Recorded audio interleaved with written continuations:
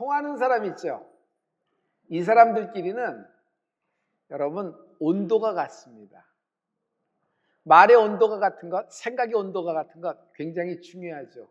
부부끼리도 아내가 이렇게 길을 가다가 이렇게 소품가게 잠깐 장신구 이런 거에 그냥 꽂혀가지고 딱 보는데 이거 너무 이쁘지 않아? 그럽니다.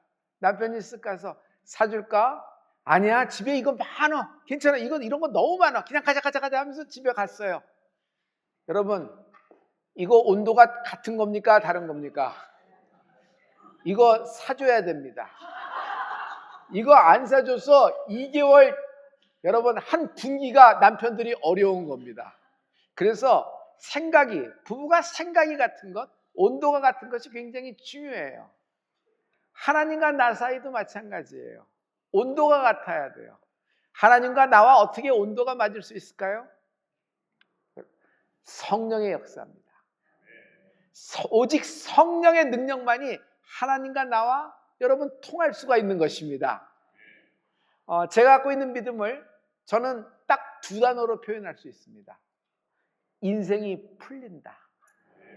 예수 믿으면요, 믿음을 가지면요, 예수를 만나면 인생이 풀립니다. 여러분, 인생이 풀리는 축복이 있기를 축복합니다. 오늘 베드로가 성전에 들어가면서 여러분 나면서부터 안진뱅이를 일으키는 장면이에요. 우리가 너무 잘 알고 있죠. 어렸을 적에 그런 찬양도 많이 했잖아요. 은과 금 나 없어도 내게 있는 건 내게 주니 곧 나사렛 예수 이름으로 일어나 걸으라. 그는 걸었네 뛰었네 찬양했네. 그는 걸었네 뛰었네 찬양했네. 곧 나사렛 예수 이름으로 일어나 걸으라. 오늘 실패의 자리, 오늘 절망의 자리, 불안과 공포, 공황, 우울의 자리, 어두움의 자리, 수치의 자리, 과거의 자리, 내가 나사렛 예수를 명하노니 일어나라. 베드로가 이렇게 얘기하면서 전에 없던 행동을 해요. 오른손을 잡아 그를 잡아 일으키는 겁니다. 왜 이럴까? 말씀으로 하면 되었을 텐데 왜 또 오른손을 잡아서 그렇게 했을까? 어렸을 때부터 굉장히 생각을 많이 했거든요. 나름대로 저는 이렇게 결론을 지었습니다. 베드로는 오른손을 잡아 일으키는 제스처가 안 된다는 생각을 꺾어버린 것이다. 전에 물을 위를 걸었었잖아요. 오라는 말씀을 듣고 물 위를 걷습니다. 그러다 홀라당 빠진 겁니다. 예수님이 믿음이 적은 자여 왜 의심하느냐 얘기했어요. 여러분, 믿음이 갑자기 커졌다가 갑자기 작아졌다가 갑자기 중간 믿음 사이즈 됐다가 막 이렇게 하루에도 12번씩 왔다 갔다 하는 건가요? 그렇지 않아요. 생각이 바뀐 겁니다. 예수님을 만났을 때 뜨거워졌어요. 그러나 바람 소리가 들리고 파도가 치고 이 바다 한가운데인데 현실을 바라보고 상황과 문제를 바라보는 순간 갑자기 찬물이 확 던져진 겁니다. 내가 지금 뭐하고 있지? 공포감이 올라온 것이에요. 결국 빠지고 실패해버리고 맙니다. 여러분, 생각은 이만큼 중요합니다. 신명기 3장 21절에 보면 하나님은 무슨 말씀을 하시냐면 내가 너희를 약속한 곳으로 드리기 전에, 내가 너희를 드리기 전에, 응답을 주기 전에 너희의 생각하는 바를 아노라 말씀하셨어요. 여러분, 하나님은 우리의 기도, 우리의 소원에 두고 행하시며 응답하시는 분이십니다. 그런데 바로 그 직전에 내 생각을 보십니다. 여러분, 중요한 건 이겁니다. 오늘 내 생각과 하나님의 생각이 통하는 은혜가 있을지어다. 내 생각이 꺾어져 버리고 하나님의 생각이 임플란트, 인식되는 축복이 있을지어다. 제가 예수님 생각을 얘기할게요. 예수님은 간단합니다. 할 수 있거든이 무슨 말이뇨? 믿는 자에겐 능치 못함이 없느니라. 여러분 입으로 선포하는 여러분 되길 부탁합니다. 그러면 여러분 말로 선포될 때 여러분의 상황에 성령의 역사가 운행하기 시작할 줄 믿습니다. 할 수 있거든요. 무슨 말이뇨? 믿는 자에겐 능치 못함이 없느니라. 중요한 건 내 생각하고 하나님의 생각하고 다르다는 것이에요. 이사야서 55장 8절부터 9절의 말씀입니다. 다 같이. 이는 내 생각이 너희의 생각과 다르며 내 길은 너희의 길과 다름이니라. 여호와의 말씀이니라. 이는 하늘이 땅보다 높음같이 내 길은 너희의 길보다 높으며 내 생각은 너희의 생각보다 높음이니라. 하나님의 생각이 있어요. 근데 하나님의 생각이 가장 내 생각하고 달라서 문제가 되는 것이에요. 여러분 말씀을 보면 하나님의 생각을 알 수 있어요. 그래서 말씀 속에 하나님의 생각이 있거든요. 이 하나님의 생각을 내게 임플란트 하십시오. 내 생각을 꺾어버려야 돼요. 그리고 하나님의 생각을 인식하는 축복이 있을지어다. 왜 생각이 중간에 바뀌죠? 기다림이 너무 오래 계속되기 때문이에요. 기다림이 이렇게 길어지면요, 기대감이 내려갑니다. 그리고 흔들립니다. 흔들린다는 건 뭐죠? 의심이 들어오기 시작해요. 두 마음이 되는 거예요. 하나님은 한 마음이 되라고 얘기하셨어요. 내가 이것도 생각하고 저것도 생각하고 짬뽕이냐 짜장면이냐 볶음밥이냐 짬짜면이냐 뭐 이런 고민이 아니에요. 중요한 건 내 마음이 있고 하나님의 마음이 있어요. 이것이 두 마음이 되지 않고 내 마음을 꺾어버리고 하나님과 같아지는 생각이 바뀌어지는 축복이 있을지어다. 여러분 이것이 야고보서 1장 8절에 있는 말씀인데 하나님과 한 마음 되십시오. 왜냐하면 성령은 나의 스피릿, 영혼에 임하십니다. 내 영의 성령이 임했어요. 그러면 마음이 있지요. 마음은 뭐예요? 마음은 문이에요. 문이 닫혀 있어요. 마음문이 얼어 있어요. 마음문이 자물쇠로 잠겨 있어요. 아무리 하나님의 말씀이 이른 비와 늦은 비로 쏟아지더라도 다 튕겨져 나갑니다. 마치 장마철에 짱대비, 축복의 짱대비가 쓰였는데 자기 혼자 판쳐 입고 우산 들고 써 있는 거나 마찬가지예요. 그냥 옆으로 다 튕겨져 버릴 뿐입니다. 오늘 심령의 문, 마음의 문이 열리는 은혜가 있을지어다. 이 마음의 문이 열리면 이 안에 영에 있는 성령의 능력, 성령의 위대한 그 에너지가 나의 현실과 문제와 상황 속에 성령의 운행하심이 있을지어다. 여러분 생각을 바꾸십시오. 인생이 풀립니다. 저는 이 신약의 사도행전의 이 말씀을 보면서 갈멜산 장면이 딱 오버래핑 됩니다. 엘리야의 생각을 하나님이 적고 있어요. 지금 몇 명과의 전쟁이냐면 영적 전쟁이 850명의 무당과 엘리야 혼자서 얘기하는 겁니다. 먼저 850명의 무당이 연합하여 난리를 칩니다. 아침부터 저녁까지 저들의 신을 부르나 묵묵부답입니다. 나중엔 급기야 자해까지 합니다. 그냥 피투성이고 여러분 그냥 850명의 무당이 널뛰듯 장단에 맞춰 널뛰고 있다고 생각하면서 얼마나 무섭고 두렵겠어요. 그러나 아무런 응답이 없습니다. 이제 엘리야의 차례예요. 엘리야가 어떻게 하는 줄 아세요? 무너졌던 제단을 다시 쌓습니다. 나무를 올려놓고요. 거기에 송아지를 각을 떠서 쫙 올려놓습니다. 그리고 이상한 일을 해요. 주변에 또랑을 파요. 또랑. 그리고 물을 통째로 갖고 오라 그래요. 한 통 갖고 오면 안 돼. 몇 통 갖고 와? 4통이나 갖고 와서 부으라는 얘기예요. 부으라. 기름 아닌가요? 불이 떨어지길 응답하면 기름을 부어야 되는 거 아니에요? 불이 떨어지려고 기도를 하는데 물을 부어서 되겠어요? 근데 그럼 물을 4통이나 붓습니다. 어디까지 넘쳐요? 그 마른 장작이 다 그냥 전부 다 물범벅이 돼요. 송아지에 물로 그냥 꽁쩍쩍쩍 쩔어버렸죠. 그리고 엘리야가 팠던 그 또랑 있죠. 그 또랑까지도 물로 가득 차오는 걸 볼 수 있어요. 이건 상식에도 안 맞고 논리에도 안 맞고 이걸 불을 기다리는 사람이 어떻게 이렇게 할 수 있을까? 그러나 이 엘리야의 생각이 여기 있는 거예요. 하나님은 반드시 하늘에서 내 기도에 응답하셔서 불을 떨어뜨리실 것이다. 물이 아니라 이 자리가 홍수로 가득하여 물이 철철 넘치더라도 하나님은 하늘에서 내린 불로 먼 또랑까지도 다 핥아버리실 하나님을 찬양합니다.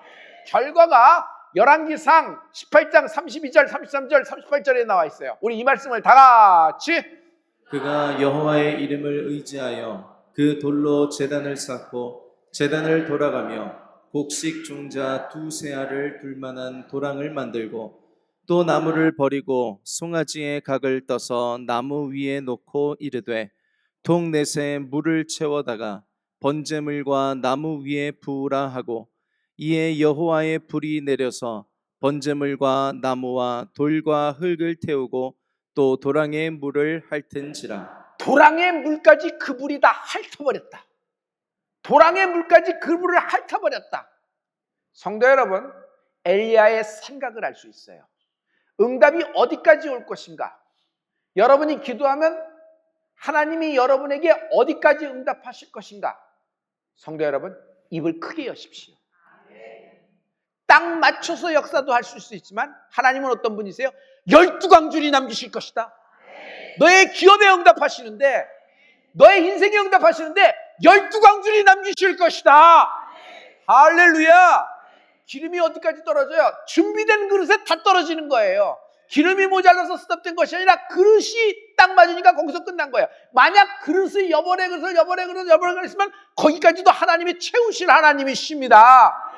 그러므로 내 생각에 하나님의 생각을 임플란트하는 축복이 있을지어다.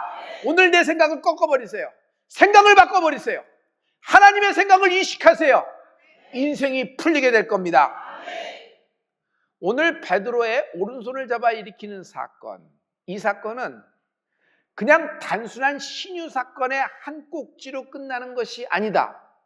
이것에서 연동된 하나님의 뜻이 나타나는 것을 주목하기를 원합니다. 이것을 누가 기록했어요? 누가가 기록했어요. 누가는 베드로를 보고 베드로의 설교에 반응하는 것, 베드로가 설교를 마치고 나면서부터 안진뱅이를 일으키는 장면, 그리고 그 후의 일까지 세세하게 기록한 것이 사람의 그 관점에 따라서 탁탁 보이는데, 여러분, 이 영적인 관점이 열리는 은혜가 있을지어다. 단순한 신유 사건으로 끝났다. 절대로 그렇지 않아요. 이런 거죠. 긍정적으로 생각하세요. 항상 포지티브하게 생각하세요. 벼락부자 됩니다. 붙습니다. 여러분, 이런 얘기가 아니에요. 지금 병 나은 사람으로 갑자기 조명을 바꿔서 한번 이야기해 보기로 하죠. 먼저 결론을 끄집어낼게요. 한 사람의 변화가 많은 사람의 변화를 일으킨다. 쓸모없는 사람, 이 사람은 구걸하던 사람이에요. 이 사람은 태어나면서도 이런 안진뱅이였어요. 그러니까 이 사람은 뭐 그냥 운명과 팔자였어요. 사람들에겐 귀찮은 존재, 숨기고 싶은 사람, 수치스러운 그런 인생이었어요. 그러나 이 인생의 변화가 결국 많은 사람의 변화를 이끌어내는 모멘텀이 된다. 오늘 여러분의 생각을 바꾸는 변화가 많은 사람의 변화를 이끌어내는 축복이 있을지어다. 이 사람이 일어났다는 얘기로 사람들이 몰려듭니다. 인산인해가 돼요. 특별히 누가 오냐면 병든 자가 다 오는 거예요. 고쳤대. 아니, 그 사람이 고쳐졌어? 그럼 태어나면서 그런 건데 사고가 아니로? 그러면 데려가. 우리 집에도 누구 있잖아. 전부 다 몰려오는 거예요. 많은 사람이 올 때 베드로가 말씀을 전하는 거예요. 평상시 같으면 베드로가 말씀을 전하면 또 잡아다가 가두고 또 잡아다가 매질을 하고 결국 죽여버릴 겁니다. 그런데 이번에는 베드로를 건드릴 수가 없다. 베드로의 그 손을 댈 수가 없는 거예요. 왜 그럴까? 왜 그럴까? 베드로가 오른손을 잡아 일으킨 그 사람이 베드로 옆에 딱 붙어 있었기 때문이에요.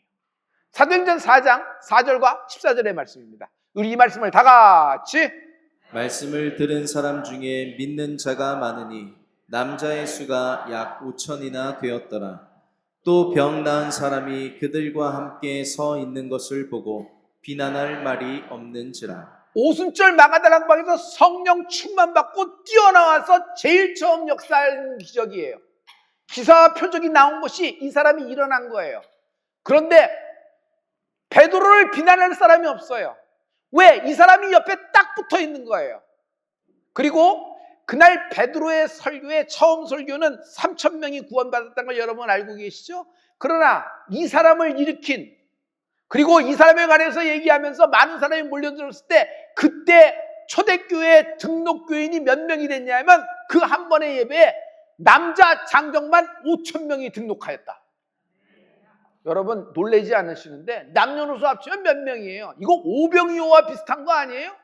하나님이 이렇게 역사하는 거예요. 왜 그러냐면 나면서부터 안진뱅이. 성경은 사도행전은 이 사람이 몇 살 먹은지 나이까지 적어놨어요. 40세라고 적어놨어요. 여러분 아브라함, 야곱, 이런 특별한 사람 몇 명 제외하고는 여러분 성경에 그 사람의 나이가 있어요? 없어요? 없어요. 그런데 하나님은 이 나면서부터 안진뱅이 된 성전에서 구걸하던 습관적인 구걸하던 이 사람들에게 수치고 귀찮은 존재로 쓸모없는 존재로 여겼던 이 사람의 나이까지도 적어놨어요. 왜 나이까지 적어놨을까? 40세 이전까지는 자기는 운명과 팔자, 그것이 자기의 길이라고 삶이라고 생각하고 살았을 겁니다. 그러나 40세 이후 예수를 만난 이유는 그의 인생이 풀린다. 인생의 판이 바뀌어버린다. 할렐루야. 전에는 쓴뿌리가 가득한 인생입니다. 두 발만 멀쩡했더라면, 내가 이렇게 태어났어도 부모를 잘 만났으면 어디 치료를 받았을 텐데, 들어보니까 저쪽 바다 건너 저쪽 나라에서는 무슨 치료법이 있던데 다른 나라에서 출생했으면 나는 괜찮았을 텐데, 쓴뿌리가 굉장히 많았어요. 그러나 그가 신유의 은혜를 받자마자 무슨 역사가 돼요? 쓴뿌리가 뽑혀나가면서 그 인생의 속도가 빨라진다. 40세까지는 똑같은 인생이었어요. 수치스러운 인생, 쓸모없는 인생, 남에게 민폐 끼치는 인생. 그러나 그의 인생은 40세 이후에 판이 바뀌어버리는데 여러분의 속도가 빨라지는 은혜가 있을지어다. 지금은 정지한 것 같아요. 아무것도 움직이지 않고 오히려 뒷걸음치고 점점 구덩이로 내려가는 것 같아도 여러분 그렇지 않아요. 하나님의 때가 임하면 급류에 휩쓸려요. 그냥 휘몰아치는데 한 가지 풀림이 다른 나머지 9,999가지의 풀림을 연동시킨다. 속도가 빨라지는 축복이 있을지어다. 그리고 지체되었던, 그리고 정지되었던, 그리고 느리게 되었던, 뒷걸음쳤던 모든 때까지도 너에게 유익이 되리라. 할렐루야. 할렐루야. 하나님은 나의 주인 되시지 나의 종이 아닙니다. 하나님은 나의 성공을 위한, 내 건강을 위한 도구가 아니라 말이에요. 어떤 상황과 어떤 환경이 벌어지고 어떤 우겨쌈을 당하는 어떤 환난 중이라도 하나님은 나의 주인 되십니다. 여러분 예수 믿는 것은 성공하기 위해서 예수 믿는 것이 아니에요. 열심히 하면 예수 안 믿으면 성공하는 사람 있어요? 없어요? 많아요. 그러면 우리는 성공하고 이 정도의 연봉과 이 정도의 건강, 이 정도의 가족의 행복, 이 정도의 기쁨, 이 정도의 성공 스토리를 갖고 있고 좋은 휴먼 이야기가 넘치는 사람이 밖에 나가서 전도할 특권을 가진 건가요? 그 사람만이 전도할 수 있고 그 사람만이 기도할 수 있나요? 그 사람만이 교회에 출석할 수 있나요? 아니죠. 비천에 처해도, 가난에 처해도, 질병으로 우겨쌈을 당해도 내 삶에 정말 기쁨이라고는, 세상적으로 기쁨이라고 하나도 찾아볼 수 없어도 나는 이 세상살이가 아무리 힘들어도 그 십자가 안에서 주의 성령의 기쁨을 누리는 애가 있을지어다. 이것이 하늘의 기쁨이란 말이에요. 할렐루야. 그러니 내가 어떤 왕의 궁전에 자매를 자든지 아니면 돌베베고 광야에서 자든지 내 인생은 하늘나라가 베풀었음을 믿습니다. 할렐루야. 그러므로 성공한다가 우리의 목적이 아니에요. 성공한다가 목적이 아니야. 교회는 석세스를 얘기하는 곳이 아니에요.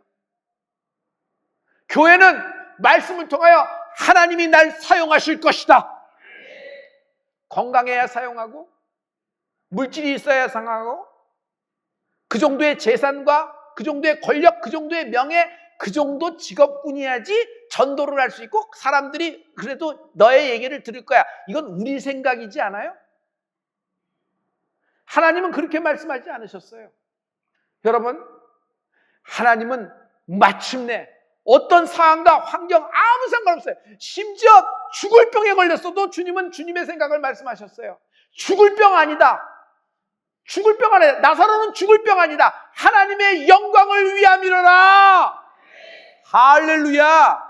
이 쓸모없는 하찮은 인생, 어디 가도 발에 치이는 인생, 성전에서 그냥 다른 사람에게 측은지심을 베풀어서 한 푼, 두 푼 얻고자 하는 것은 인생, 많이 가려주고 싶고 많이 숨기고 싶은 인생이잖아요. 그러나 하나님은 이 인생을 사용하십니다. 요셉이 총리가 되고 다니엘이 총리가 되었기 때문에 사용하시는 거예요. 그들은 총리가 되는 것이 목적이고 총리를 유지하기 위해서 기도하고 총리를 되기 위해서 총리의 권력을 계속 키핑하기 위해서 그렇게 기도하고 그랬던가요? 그렇지 않아요. 다니엘은 총리를 내려놓더라도 내가 기도를 멈출 수 없다. 이스라엘의 희년은 나의 신앙이고 나의 목적이다. 그러면서 감사하면서 하나님께 기도하잖아요. 사자굴 앞에서도. 요셉은 구덩이에서도 기도했을 것이고 팔려가면서도 기도했고 감옥에 가서도 기도하고 배반당해서도 기도하고 어려움을 처할 때마다 기도했을 거예요. 총리 되게 해달라 그랬을까요? 하나님이 날 사용하실 것이다. 총리가 돼서도 가족을 다 모시고 옵니다. 결국 미운 형들이지만 원수지만 그 자기의 형제들을 통하여 12지파를 이루시는 하나님의 경륜과 섭리를 찬양합니다.